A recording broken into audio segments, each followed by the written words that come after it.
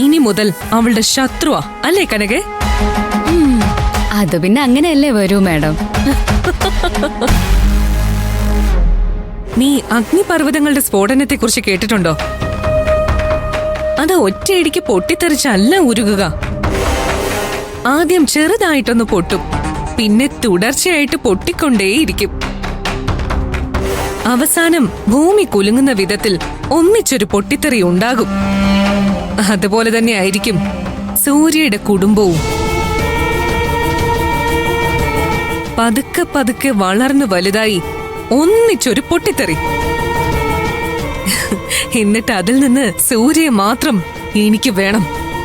മാഡത്തിന്റെ ബുദ്ധി ഇത്ര സ്പീഡിൽ പോവുകയാണെങ്കിൽ അതിനധിക കാലം വൈകുമെന്ന് എനിക്ക് തോന്നുന്നില്ല. ഇതുകൊണ്ടായില്ല കനകെ, ഇനിയും ചെയ്യാനുണ്ട് പലതും. ഞാൻ പറഞ്ഞു തരാം.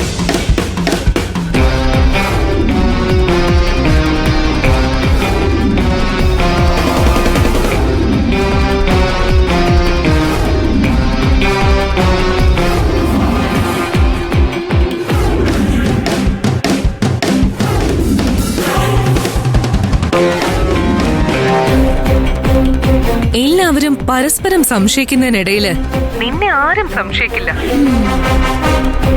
ബുദ്ധി എന്റേതാണെങ്കിലും ശക്തി നിന്റേതാ. കേട്ടല്ലോ? ഞാൻ ഏറ്റു മാഡം. ഇതൊക്കെ കാണുമ്പോഴേ എനിക്ക് ത്രില്ലടിച്ചിട്ട് വയ്യ. നീ ഫോൺ വെച്ചോ. പത്മയുടെ കുടുംബം കത്തി എരിയുന്നത് ഞാൻ ശരിക്കൊന്ന് ആഘോഷിക്കട്ടെ.